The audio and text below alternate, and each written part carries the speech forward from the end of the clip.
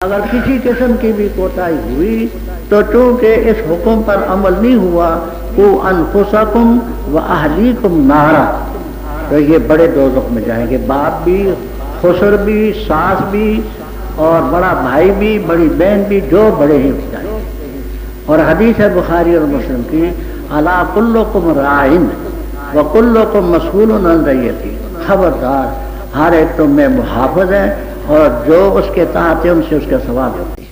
الحمدللہ وکفی وسلام علی عبادہ الذین اصطفی، اما بعد فاعوذ باللہ من الشیطان الرجیم، بسم اللہ الرحمن الرحیم۔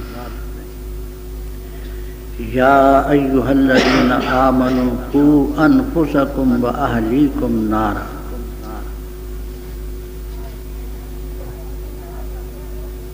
میری بہنوں، بیٹیوں، پوتیوں، نواسیوں، سب سے پہلے ہمیں بھی اور آپ کو بھی اللہ تعالیٰ کا یہ شکر ادا کرنا چاہیے کہ ہمیں اللہ تعالیٰ نے مسلمانوں کے گھر پیدا کیا ہے۔ اگر خدا نہ خواستہ ہمیں کسی یہودی، عیسائی، سکھ، ہندو وغیرہ کے گھر پیدا کرتا تو ہمیں حق کبھی نہ پہنچتا اور پھر ماننے کی توفیق بھی نہ ہو۔ بیٹیوں، ایمان اتنی بڑی دولت ہے کہ دیکھیے دنیا میں سب سے قیمتی دھات ہے سونا۔ قرآن کریم میں آتا ہے کہ اگر یہ ساری زمین سونے کی بھری ہوئی، مشرق سے مغرب تک، شمال سے جنوب تک، زمین کی سطح سے، فرش سے لے کر کے آسمان کی چھت تک سب سونا ہی سونا، مل الارض ذہبا، تو آپ اندازہ لگائیں کہ کتنی شے ہو۔ لیکن یہ بھی دے کر کے ایمان حاصل نہیں ہو سکتا، بلکہ اللہ تعالیٰ فرماتے وَمِثْلَهُ مَعَهُ، اتنی دنیا اور تصور کرتا، اور وہ دنیا بھی میل الارض زمین سونے کی بھری ہوئی ہو تو اس کو پیش کر کے نجات حاصل کرے، نہیں حاصل ہو۔ اور آج بڑے سستے طریقے سے نجات حاصل ہے۔ ایمان لانا کوئی مشکل بات نہیں، دل میں اس کی تصدیق کرنا، اشہد ان لا الہ الا اللہ وحدہ لا شریک لہ واشہد ان محمدا عبدہ ورسولہ، اور اعمال جو اللہ پر فرض ہے غریب پر نہیں، روزہ تندرست اور مقیم پر ہے، بیمار پر، مسافر پر نہیں۔ اگر کوئی شخص کھڑا نہیں ہو سکتا بیٹھ کر کے نماز پڑھے، بیٹھ نہیں سکتا لیٹ کر کے پڑھے، اشارے سے پڑھے، غسل نہیں کر سکتا، تیمم نہیں کر سکتا تو غسل نہیں کر سکتا تو وضو نہیں کر سکتا، تیمم کرے، بڑی صورت ہے۔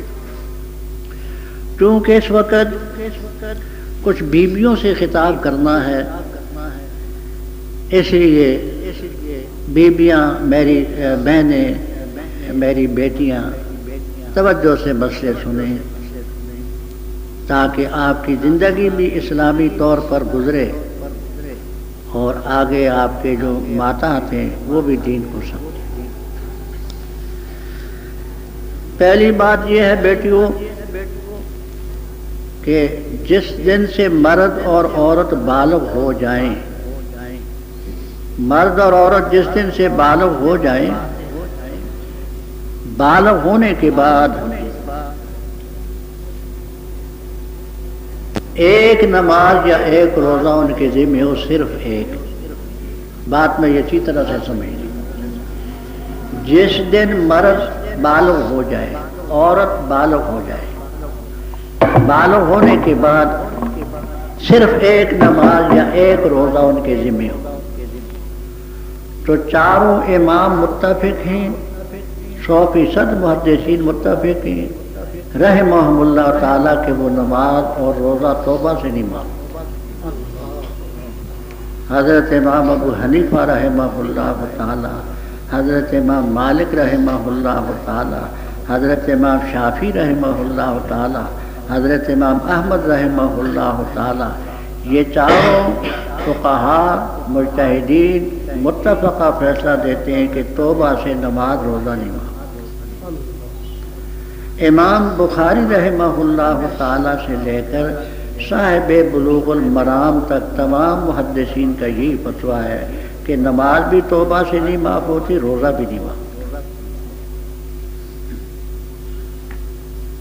حساب لگانا چاہیے کہ میں کس دن بالغ ہوا یا کس دن میں بالغ ہوئی، اس کے بعد جتنی نمازیں ہیں باقاعدہ حساب کر کے کاپی پر نوٹ کریں اور ان کی قضا دیں۔ قضا میں فرضوں کی قضا ہوگی، وتر واجب ہے ان کی قضا ہوگی، سنتوں نفلوں کی قضا نہیں ہے۔ تو توبہ سے نماز روزہ نہیں معاف ہوتا، اچھی طرح سمجھ لینا اور اس مسئلے کو بھولنا۔ قضا کے لیے 3 وقت نہیں ہونے چاہیے، سورج طلوع ہو رہا ہو، سورج سر پر ہو زوال کا وقت ہو، غروب آفتاب کا وقت ہو، ان 3 وقتوں کے علاوہ جس وقت آپ چاہیں قضا کر سکتے ہیں، ان 3 وقتوں میں نہیں پڑھ سکتے۔ عام قاعدہ تو یہ ہے کہ صبح پھٹنے کے بعد، صبح صادق کے بعد طلوع آفتاب تک نفلی نماز صحیح نہیں، لیکن قضا آپ پڑھ سکتے ہیں۔ سجدہ تلاوت واجب ہے وہ کر سکتے ہیں، نماز جنازہ فرض کفایہ وہ پڑھ سکتے ہیں۔ عصر کی نماز کے بعد غروب آفتاب تک نفلی نماز نہیں پڑھ سکتے، لیکن سجدہ تلاوت کر سکتے ہیں، واجب ہے۔ نماز جنازہ فرض کفایہ پڑھ سکتے ہیں۔ تو ان 3 اوقات کے علاوہ جس وقت چاہیں آپ قضا نماز۔ ایک مسئلہ تو یہ یاد رکھنا کہ نماز اور روزہ توبہ سے نہیں معاف ہوتا، پلے باندھ لینا مسئلے کو۔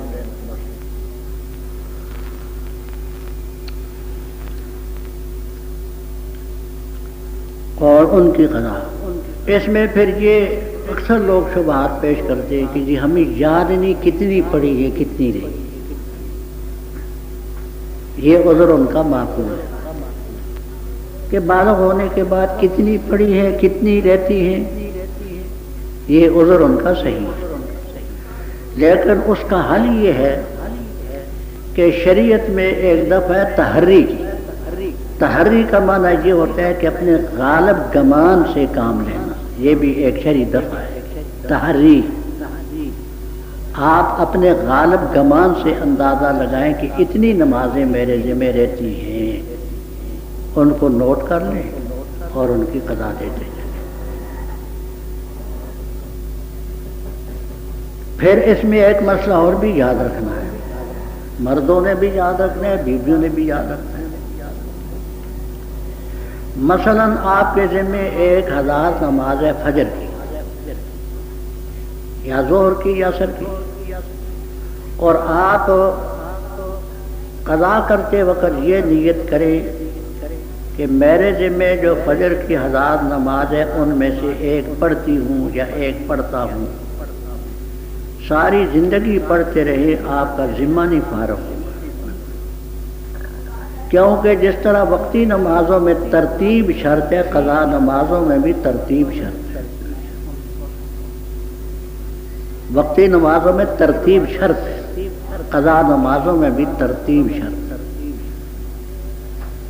ترتیب کیسے ہوگی؟ یوں کہ مثلا 1000 نماز ہے فجر کی، نیت یہ کرے کہ میرے ذمہ جو فجر کے فرض قضا ہیں لازم ہیں ان میں پہلی پڑھتا ہوں، پہلی پہلی پہلی کرتی جائے یہ ترتیب قائم ہے، یا یہ کہے کہ میں فجر کی نمازوں میں آخری نماز پڑھتی ہوں، آخری پڑھتی ہوں، یوں ادا کرتی جائے، اور اسی طرح مرد بھی ادا کریں تو ذمہ تب فارغ ہوگا، ورنہ ساری زندگی پڑھتے رہیں تو ذمہ نہیں فارغ۔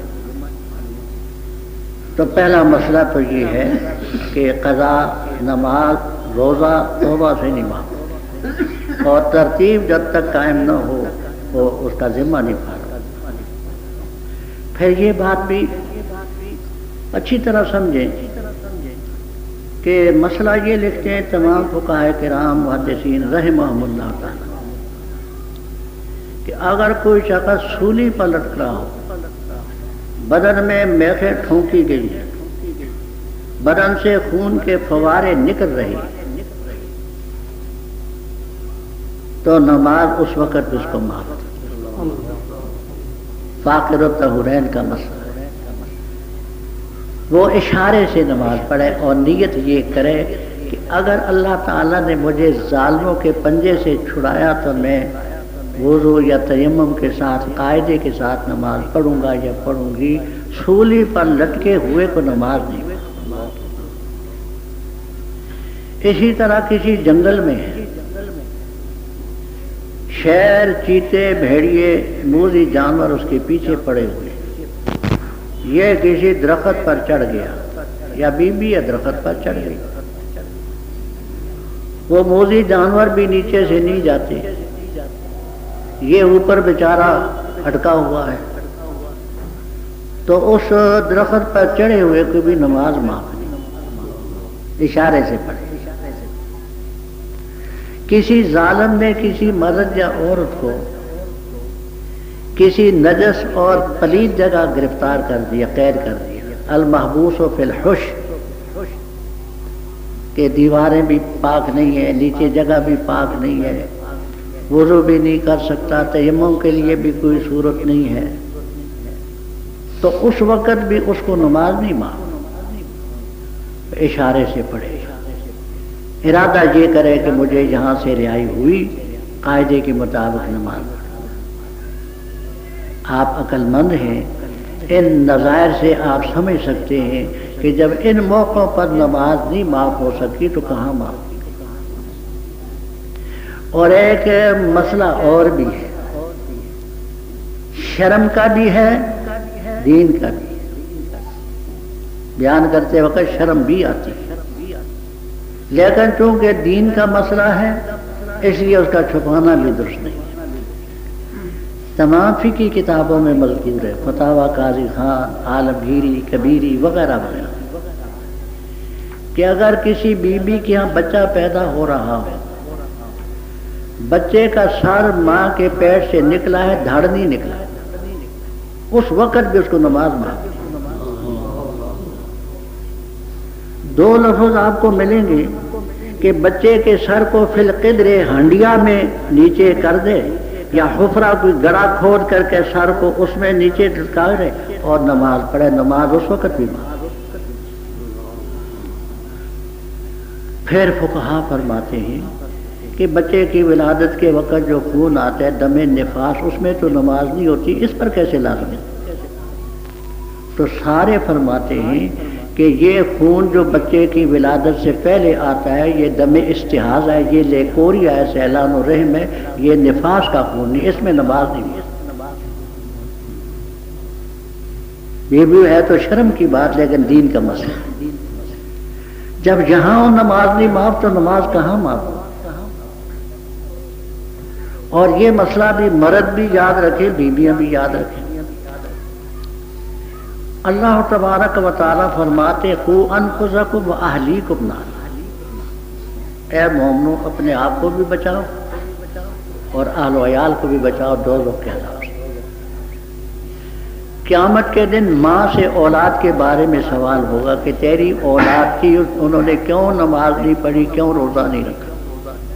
نماز پڑھتے ہوئے بھی بیوی دوزخ میں جائے گی، مرد ہے وہ نماز پڑھتے ہوئے بھی دوزخ میں جائے گی۔ کیوں؟ ڈیوٹیاں دو ہیں، ایک تو ادا کیا کہ خود پڑھی ہے، اور دوسری ڈیوٹی یہ ہے کہ اپنے محتاطوں سے پابندی کے ساتھ پڑھائی نہیں ہے، یہ ڈیوٹی میں کوتاہی کی ہے۔ دو حکم ہے، یا ایھا الذین آمنوا قوا انفسکم و اہلیکم۔ شاعر نے کیا اچھا ترجمہ کیا ہے، حق نے کر ڈالی ہیں دوری خدمتیں تیرے سپرد، حق نے کر ڈالی ہیں دوری صرف خدمتیں تیرے سپرد، خود تڑپنا ہی نہیں اوروں کو تڑپانا نہیں۔ تو دو ڈیوٹیاں ہیں بیٹیوں، خود پڑھنی اور آدمی۔ جس کو پنجابی میں ٹل کہتے ہیں نا، ٹل لگا لو اپنے بچوں پر، اپنے چھوٹے بھائیوں پر، بہنوں پر، باپ ہے تو اپنی اولاد پر۔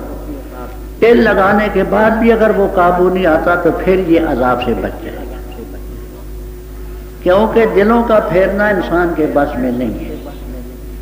حضرت آدم علیہ السلام پیغمبر ہیں، بیٹا نافرمان تھا قابیل، سمجھانے میں کوئی کسر نہیں چھوڑی، لیکن اس نے اپنے بھائی کو شہید کر ڈالا۔ نوح علیہ السلام پیغمبر ہیں، بیٹا کنعان نافرمان، نوح علیہ السلام نے سمجھانے میں کوئی کسر نہیں چھوڑی۔ نوح علیہ السلام پیغمبر ہیں، بیوی کافرہ ہے، سمجھانے میں کوئی کوتاہی نہیں کی۔ حضرت لوط علیہ السلام پیغمبر ہیں، بیوی کافرہ ہے، سمجھانے میں کوئی کسر نہیں چھوڑی۔ اپنا پورا زور صرف کریں، ٹل لگا دیں، اگر اس کے بعد بھی نہیں مانتا تو آپ کی گردن چھوٹ جائے گی۔ اگر کسی قسم کی بھی کوتاہی ہوئی تو چونکہ اس حکم پر عمل نہیں ہوا، قوا انفسکم و اہلیکم نارا، تو یہ بڑے دوزخ میں جائیں گے، باپ بھی، خسر بھی، ساس بھی، اور بڑا بھائی بھی، بڑی بہن بھی، جو بڑے ہیں جائیں گے۔ اور حدیث ہے بخاری اور مسلم کی، الا کلکم راعٍ و کلکم مسئول عن رعیتہ، خبردار ہر ایک تم میں محافظ ہے اور جو اس کے تحت ہے ان سے اس کا سوال ہو۔ باپ سے اولاد کے بارے میں، ماں سے اولاد کے بارے میں، بڑے بھائی سے چھوٹے بھائیوں کے بارے میں، بڑی بہن سے چھوٹی بہن بھائیوں کے بارے میں، ہر بڑا ذمہ دار ہے، تو اس مسئلے کو بھی نہ بھولنا۔ پھر میری بیٹیوں، یہاں کا مجھے علم نہیں ہے، وہاں گکھڑ میں رہتا ہوں، گجرانوالے میں رہتا ہوں، بے شمار بیویاں آتی ہیں تعبیروں کے لیے، مسئلے پوچھنے کے لیے، خوابوں کی تعبیروں کے لیے۔ کیونکہ عمر کے لحاظ سے میری عمر اس وقت 90 سال ہے، تو اس لحاظ سے بھی کہ چونکہ یہ عمر کا بڑا ہے، بیچاریاں آتی ہیں شوق محبت سے، اللہ ان کو جزا دے۔ بیویاں ہم نے دیکھی اپنے ناخن پالش لگاتی ہیں، ناخن پالش، اور مسئلہ یاد رکھنا کہ ناخن پالش ہو اس کے ساتھ وضو بھی نہیں ہوتا، غسل بھی نہیں ہوتا، پڑھی ہوئی نماز بھی گردن پر رہے گی۔ مہندی عورت کے لیے سنت ہے، مہندی کے ساتھ اس کے ناخنوں میں رنگت آئے گی، لیپ نہیں ہوگا۔ یہ جو ناخن پالش ہے اس کے ساتھ ناخن کے اوپر لیپ ہو جاتا ہے۔ ناخن کی اوپر کی سطح کا تر ہونا وضو میں بھی غسل میں بھی فرض ہے، فرض ادا نہ ہوا تو نماز پڑھی بھی گردن پر رہے گی۔ اور گناہگار وہ بیوی بھی ہے، اس کا باپ بھی ہے، کیوں؟ قوا انفسکم واہلیکم نار، اس کا بھی فریضہ، اس کا خسر بھی ہے، اس کی ساس بھی ہے، اس کی ماں بھی ہے، اس کا بڑا بھائی بھی ہے، جو بڑا ہے وہ بھی گناہگار۔ دینی مسائل میں یاد رکھنا کوئی عذر نہیں۔ مجھ پر مقدمہ تھا ایک کہ اپنے علامہ خالد محمود صاحب اپنی جماعت کے بڑے محقق آدمی ہیں، مجھ سے بہت چھوٹے ہیں لیکن بڑے کام کے آدمی ہیں، ان کی تقریر وہاں کرانی تھی گکھڑ میں، پابندی تھی لاؤڈ اسپیکر پر، تو میں نے ساتھیوں سے کہا کہ اجازت لے لو لاؤڈ اسپیکر کی، بغیر اجازت کے نہ کریں۔ وہ بچے تھے، نوجوان تھے، لاؤبالی، انہوں نے درخواست دے دی اور یہ سمجھے کہ بس قبول ہوگی، وہ بس سہن نہیں کرا سکے۔ علامہ کی تقریر ہوئی، مجھے گرفتار کیا گیا، عدالت میں پیش کیا گیا کہ آپ وہاں کے امام ہیں، خطیب ہیں، آپ کی مسجد میں کیبل اور اسپیکر چلا ہے، مقدمہ مجھ پر چلا۔ وزیر آباد میں تھا، پھر گجرانوالے میں ہوا، سیشن جج کے یہاں پیش ہوئے۔ ہمارا وکیل تھا ابرار احمد، اس نے یہ کہا، اور وکیلانہ شوشہ تھا، واقعے کے خلاف ہی تھا۔ اس نے کہا جی مولانا صاحب بوڑھے ہیں، معمر ہیں، یہ زیادہ چل پھر نہیں سکتے، تو ان کو معلوم نہیں تھا کہ یہ قانون نافذ ہے یا نہیں، حالانکہ مجھے علم تھا اور میں نے ساتھیوں کو کہا بھی تھا درخواست دے، لیکن اس نے یہ وکیلانہ شوشہ چھوڑا۔ جج نے بڑی معقول بات کی، اس نے کہا وکیل صاحب ملک میں رہ کر ملکی قانون سے بے خبر ہونا کوئی عذر نہیں ہے، ملک میں رہ کر کے ملکی قانون سے ناواقف ہونا کوئی عذر۔ وہیں عدالت میں میرے ذہن میں فقہی جزی آ گیا، البحر الرائق وغیرہ وغیرہ کتابوں میں ہے کہ اگر کسی نابالغ بچی کا نکاح ہو، اور شرعن ہو سکتے ہیں، ایوبی قانون کو ہم نہیں مانتے، شرعن جائز ہے، ہاں اتنا فرق ہے کہ باپ اور دادا نکاح کرائے بشرطے کہ فاسق اور لالچی نہ ہوں، یہ شرط بھی ہے شامی وغیرہ میں۔ باپ اور دادا نکاح کرائیں تو بیوی کو نکاح کے فسخ کا حق نہیں، کیوں؟ باپ کی شفقت بھی پوری ہوتی ہے، دادے کی بھی پوری ہوتی ہے، باقی رشتہ داروں میں اتنی شفقت نہیں ہوتی۔ وہ اگر اس کا نکاح کرائیں تو بالغ ہوتے وقت بیوی کہ مجھے یہ نکاح منظور نہیں، تو شرعی عدالت فسخ کر۔ اس جزیے کے تحت لکھا ہے کہ اگر کسی بیوی کا نکاح ہوا نابالغی میں، جس مجلس میں وہ بالغ ہوئی، جس مجلس میں بالغ ہوئی، بالغ ہونے کے بعد 3-4 منٹ گزرے، استوصفت عن الایمان، اس سے پوچھا گیا بی بی ایمان کی تعریف کرو، ایمان کیا ہے، ایمان کیا ہوتا ہے ایمان؟ فقالت لا ادری بانت من زوجہا، وہ کہتی ہے مجھے پتہ نہیں، نکاح ٹوٹ گیا۔ اب بڑی عجیب بات ہے، ابھی تو بیچاری بالغ ہوئی ہے، چند منٹ گزرے ہیں، اور یہ کہتی ہے مجھے علم نہیں، نکاح ٹوٹ گیا۔ کیوں؟ اس لیے کہ یہ ضروریات دین میں سے ہے، ضروریات دین سے غافل ہونا یہ کوئی عذر نہیں۔ آج معاف رکھنا، ہماری کئی دادیاں نانیاں تک بھی ہیں، ان سے پوچھو ماں جی ایمان کیا ہوتا ہے، مجھے کیا معلوم ہے کیا ہوتا ہے۔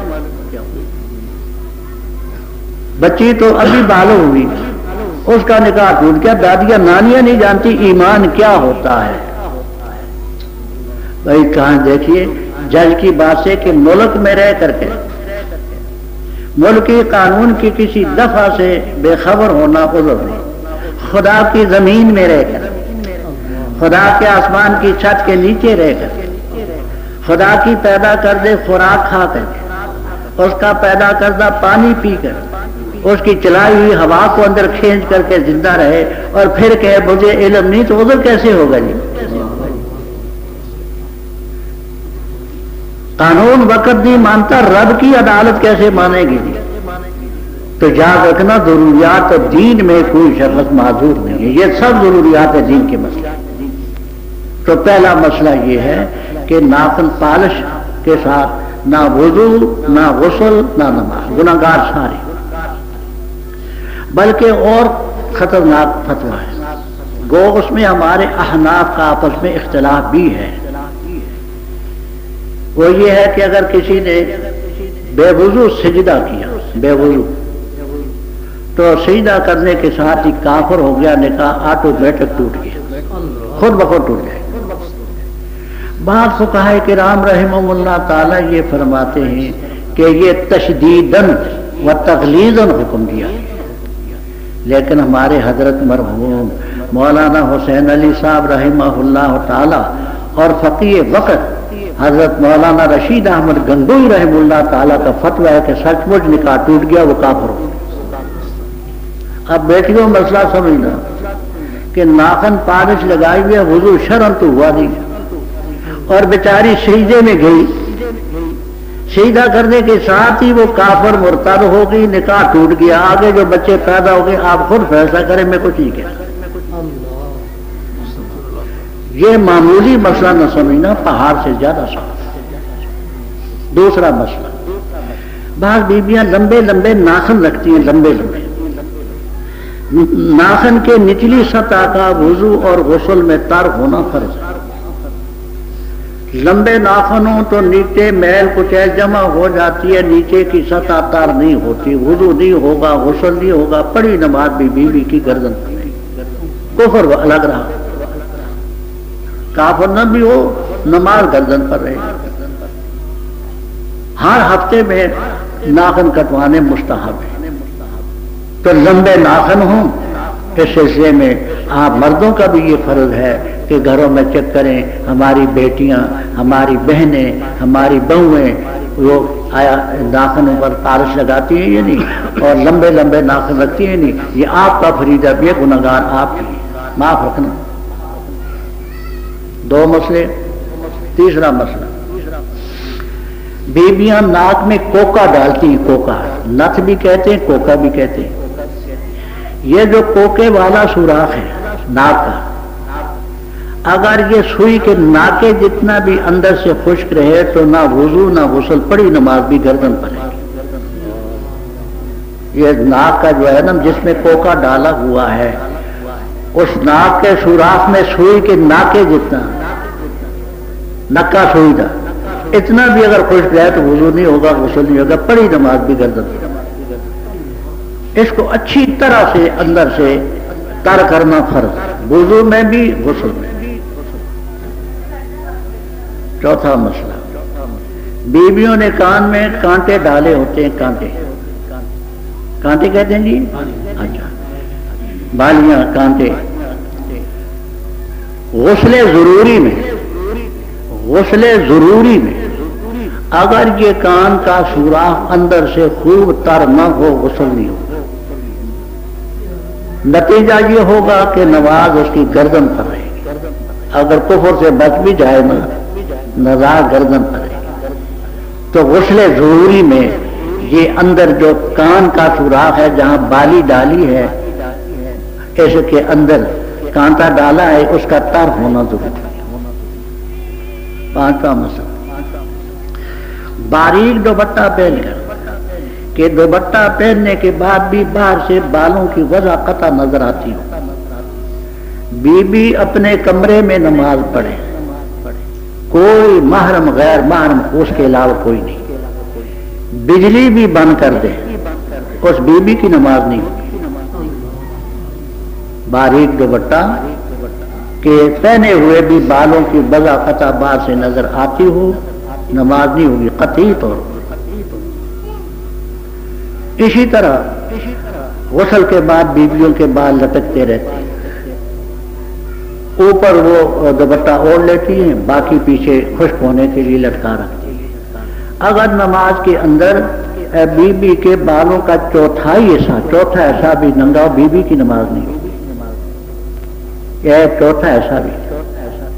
اور یہ بات بھی یاد رکھنا، بی بی کا ایک کان جو ہے، دو تو الگ رہے، ایک کان کا چوتھائی حصہ نماز میں ننگا رہے، اوپر کپڑا نہ ہو تو بی بی کی نماز نہیں ہوگی۔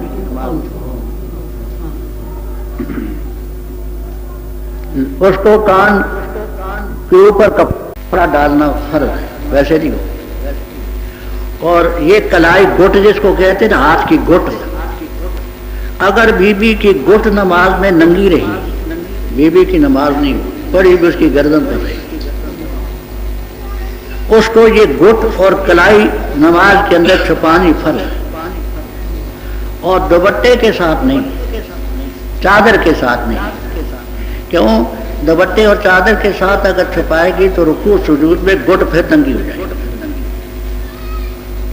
یہ بیٹیوں جتنے مسئلے میں نے بیان کیے یہ تمام کے تمام بہشتی زیور میں موجود ہیں۔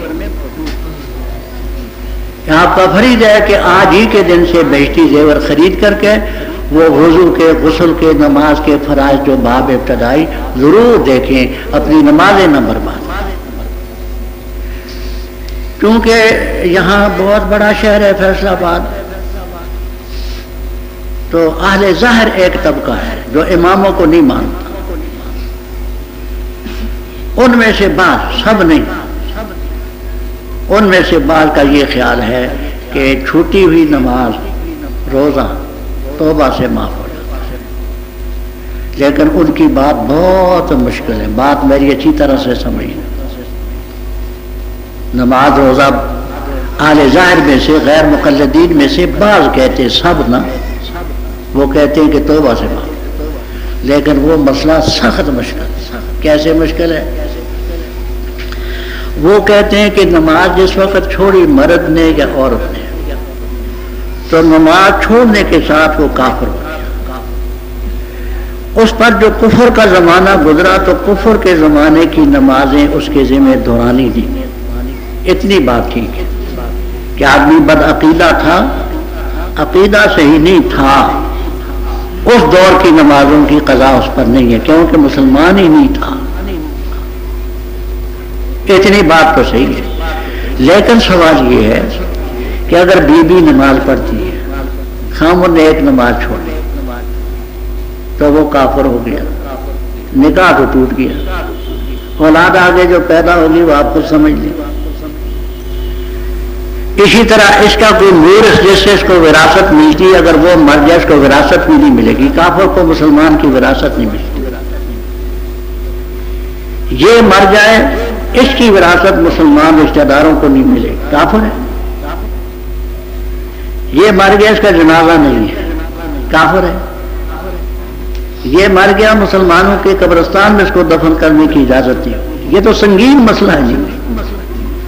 اس سے تو یہ 2-4 دن کر کے نمازیں قضا کرنی وہ آسان ہے، یہ سخت مسئلہ ہے، مسئلہ نہ بیبیاں یاد رکھیں۔ حضرت ام سلمہ رضی اللہ تعالیٰ عنہ امہات المومنین میں مومنوں کی ماں ہیں، بڑی سلیقے سے گفتگو کرتی تھی، سلجھی مزاج کی طبیعت تھی، گرم نہیں تھی طبیعت۔ بیویاں ان کے پاس آئیں، کہنے لگے امی ہمیں ایک اشکال ہے۔ اشکال کیا ہے؟ اشکال یہ ہے کہ اجر اور ثواب تو مرد لے گئے، بیویوں کے لیے کیا رہا؟ کیوں؟ بی بی مؤذن نہیں بن سکتی، اذان جو ہے، الفاظ جو ہیں، ایک ایک حرف کی 10 نیکیاں الگ ہیں، اور صرف رفع صوت کی 90 نیکی ہے، 90 نیکی۔ تکبیر کے جو الفاظ ہیں اقامت کے، ایک ایک حرف کی 10 نیکیاں جدا ہیں، 60 نیکیاں ہیں صرف رفع صوت، آواز بلند کرنے۔ تو بی بی مکبر بھی نہیں بن سکتی اور بی بی امام بھی نہیں، مؤذن نہیں، اور بی بی امام بھی نہیں بن سکتی، جہاد پر بھی نہیں جا سکتی۔ بہت سارے کام ہیں جن میں مردوں نے تو ثواب مار لیا، بیویاں رہ گئی، ان کے لیے ہنڈیاں رہ گئی ہیں، جھاڑو پھیرنے رہ گئے ہیں، بچوں کی صفائی رہ گئی ہے۔ تو بات تو معقول تھی۔ انہوں نے فرمایا کہ میاں حضرت صلی اللہ علیہ وسلم سے پوچھو۔ حضرت ام سلمہ رضی اللہ تعالیٰ عنہ جن کا نام ہند تھا، حضرت صلی اللہ علیہ وسلم سے پوچھو کہ حضرت بیوی آئی تھی اور یہ کہتی تھی۔ آپ ذرا مسکرائے، فرمایا بیویوں نے تو مفت میں سارا اجر کمایا۔ جس بیوی کا خامن مؤذن ہے، مکبر ہے، امام ہے، غازی ہے، مجاہد ہے، جتنی نیکیاں اس کو ملتی ہے بیوی کو گھر بیٹھے ملتی ہے، اس لیے کہ وہ اس کی بیوی ہے اور گھر کی حفاظت کرتی ہے، بچوں کی نگرانی کرتی ہے، جبھی تو وہ باہر جا کر جہاد کرتا ہے۔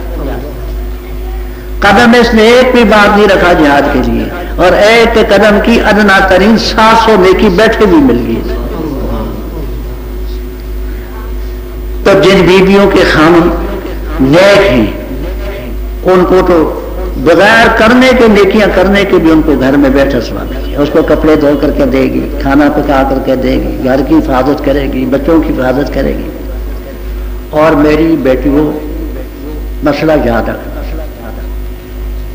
نفلی نماز کا بھی بڑا درجہ ہے، نفلی روزے کا بھی بڑا درجہ ہے، لیکن نفلی نماز اور نفلی روزے کی بنسبت یہ گھر کی خدمت کا زیادہ ثواب ہے. ہانڈی پکانے میں زیادہ ثواب ہے، جھاڑو پھیرنے میں زیادہ ثواب ہے، برتن دھونے میں زیادہ ثواب ہے، بچوں کو نہلانے میں زیادہ ثواب ہے، ان کو سنبھالنے میں نفلی نماز عبادت سے زیادہ ثواب ہے. تو آپ کے لیے تو یہ اپنے بچے بھی پالے، ثواب بھی لیں مفت میں.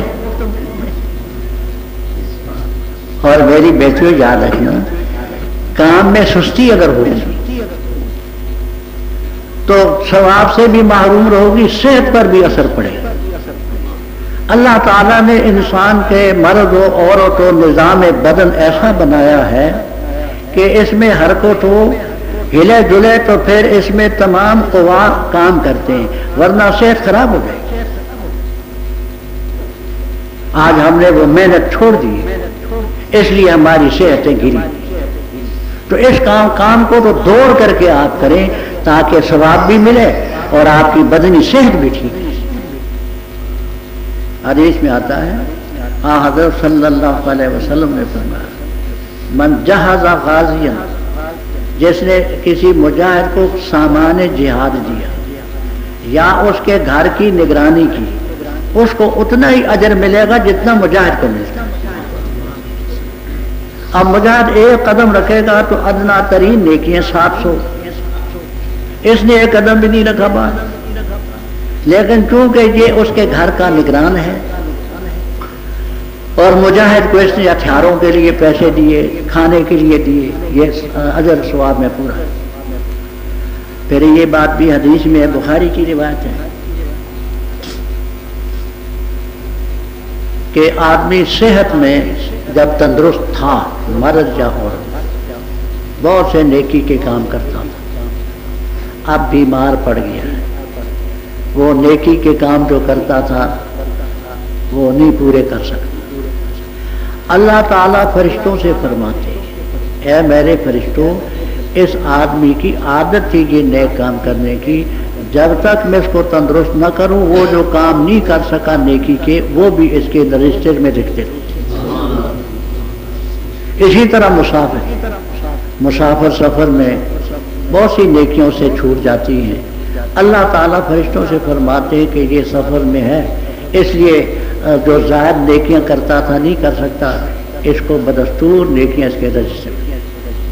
ایک شخص ہے جوانی میں کام کرتا تھا، اب بڑھاپے میں اتنے کام نہیں ہو سکتے، تو اللہ تعالیٰ فرشتوں سے فرماتے ہیں کہ جب یہ جوان تھا یہ نیکیاں کرنا اس کی عادت تھی، اب بیچارہ بوڑھا ہو گیا نہیں کر سکتا، وہ سب نیکی اس کے نام پر لیتے. میں سمجھانے کے لیے آپ سے عرض کرتا ہوں، دیکھیے ایک ملازم ہوتا ہے پکا، ایک ہوتا ہے کچا. سمجھیے نا، پکا ملازم جو ہوتا ہے اس کو چھٹی کی تنخواہ بھی ملتی ہے، پکے ملازم کو چھٹی کی تنخواہ بھی ملتی اور کچے کو نہیں ملتی. دعا کریں اور کوشش کریں کہ اللہ تعالیٰ کے پکے ملازم بن جائیں. پکے ملازم بن گئے تو بیماری میں بھی آپ کو پورا ثواب ملے گا، بڑھاپے میں. آج دیکھیے پکی ملازمت ہو تو آدمی بوڑھا ہو تو اس کو پینشن ملتی ہے، سمجھ آئے.